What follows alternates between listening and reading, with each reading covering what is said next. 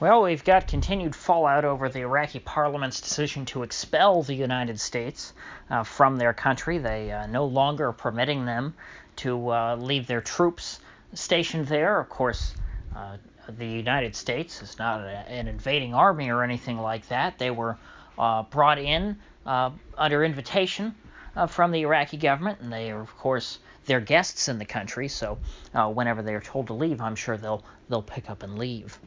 Or at least that's what you would think of, ordinary, well-meaning people. But the United States apparently has no plans of leaving.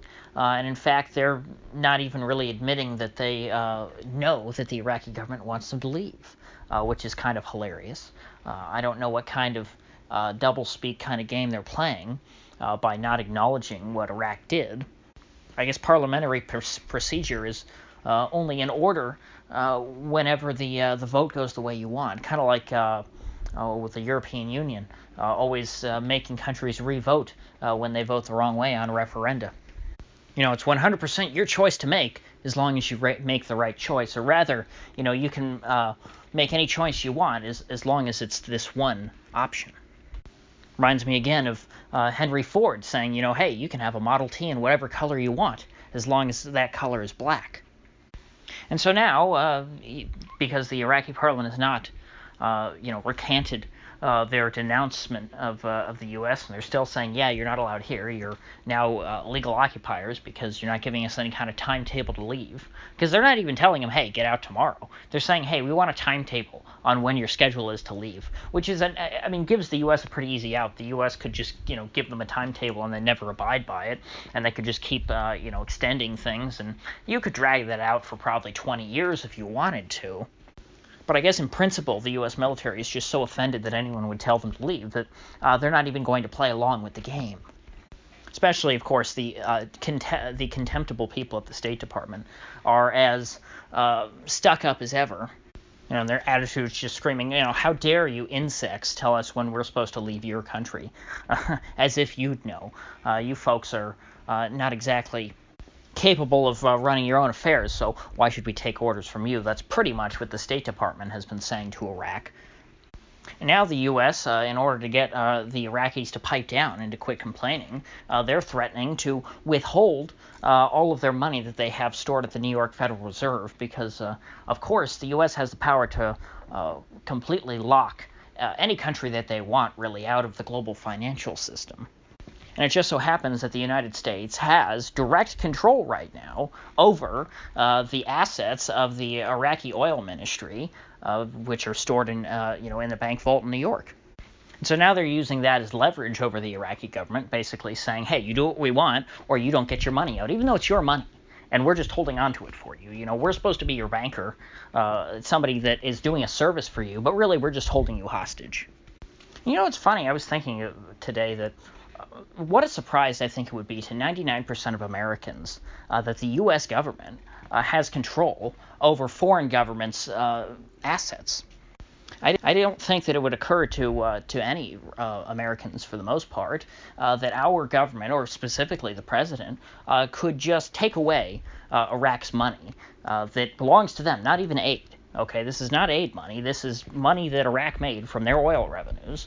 That they could just take that away on a whim if Iraq starts acting naughty. And that's because, for the most part, Americans don't really realize that Washington rules the world. Americans tend to believe the fairy tale that we're taught in school, and of course I did too until I started following events and the news and things. They believe the fairy tale that we're taught that America's just one of the community of nations, and occasionally bad things happen, and America always tries to mind its own business, but it just gets sucked into all this drama that all these other countries start, and we're never out looking for a fight, and blah, blah, blah, which of course couldn't be further from the truth. And anyone who really lives outside of the U.S. and sees these things in the news understands that.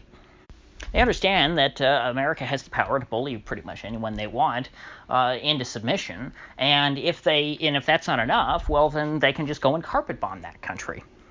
So when you're the global bully, obviously you're going to make a lot of enemies. And so this is why, Americans are so shocked when they see people in other countries burning our flag and saying how much they hate us and saying death to America, especially in Iran. But really, this happens everywhere. I mean, there are Europeans who hate the United States. A lot of Americans encounter a lot of hostility if they go on vacation to Europe. But it is really the case that most people are just oblivious to this sort of thing. They don't appreciate the position that they're in. Americans really are the modern-day equivalent of Roman citizens. By being born an American citizen, you've kind of hit the lottery. You're at the top of the world. And I think a lot of us do recognize that being born an American citizen is a great privilege and puts us at a great advantage over the rest of the world, but for the wrong reasons. Most people think of that in an emotional way, that, boy, I'm lucky to be born an American because I really like it here. What I'm talking about has nothing to do with, where we're born. It's the fact that, your government is the one terrorizing the rest of the world, and, you don't really have to worry about that as much.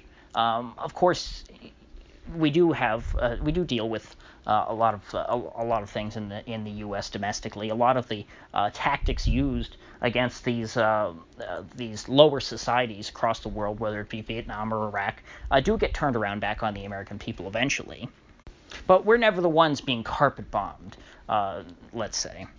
Things never get quite that bad. We do get our government treating us like cattle, but, that happens in other countries, too. Certainly, the U.S. government treats its citizens a lot better than the Chinese government does. So anyway, back to Iraq. I got off on a bit of a tangent there about Americans. I should be talking about Iraq and how this move affects Iraqis. So basically, by stealing Iraq's oil money, which I guess, now that I think about it, I guess that's Trump fulfilling a campaign pledge, since he said, hey, let's just take the oil as payment for the war that cost us so much. You're kind of doing that. You're skipping a step. You don't have to sell the oil. Now he's just taking the oil money. Of course, doing so would pretty much bankrupt the government, since these Middle East states are all petrostates. They fund themselves based on the oil revenue, because the governments really control all that money, or at least a good chunk of it. They get a cut from the oil companies that come in and do it. And so by doing this, if the U.S. did do it, it would kind of be a rather easy regime change strategy, because the existing government would collapse, so something new would have to replace it. Now, would it be anything better? I don't think so. I don't see how it would be anything that is pro-American. I mean, the U.S. has pretty much alienated both of the Arab factions in the Middle East, or in Iraq. So I'm really at a loss as to what the strategy is here. I mean, why bankrupt the Iraqi government? I understand that they probably regret at this point putting this government in power, this very pro-Iran government. I guess they thought they could win them over somehow. Bad idea. And really, I'm surprised more people aren't talking about this, but it seems like we're witnessing the build-up to a fourth Iraq war, or a third one, depending on how you count them. And this time, just like the second Iraq war, the one from 2003, looks like it might be a war of regime change. Because the government there in Baghdad is pretty clear they want the U.S. out, and the U.S. is pretty clear that they're not leaving. So that kind of puts you in a pretty bad position if you're someone who's trying to preserve peace in the country. Because either Iraq says, oh, okay, you're not leaving, fine, and they give up, and then they pretty clearly are a puppet state of the U.S. that has no sovereignty of its own, that has absolutely no power, that can make no decisions regarding even the internal affairs of its own country, let alone its foreign policy. Or you try and attack the Americans and throw them out, and you start another war with a superpower, which will lead to the demise of your government. Frankly, I think that there's much more risk of another Iraq war right now than an Iran war. I mean, the troops are already in Iraq. All that really has to start is an official declaration, because the Shia militias pretty frequently fire off a couple of rockets at the U.S. troops in there, and the U.S. goes back and bombs them, and so I mean, there is you've got simmering tension there. I mean, you've had it there probably for 10 years. Since, I guess, around the time of the surge, when they started working closely together, and the Shia really felt emboldened, like they could start attacking the Americans. But since the Shiite militias are part of the Iraqi government now, an anti-Shia insurgency, or rather an anti-insurgency operation launched against the Shia, that would be a war against the Iraqi government. And really, does anyone in the Trump administration really want that?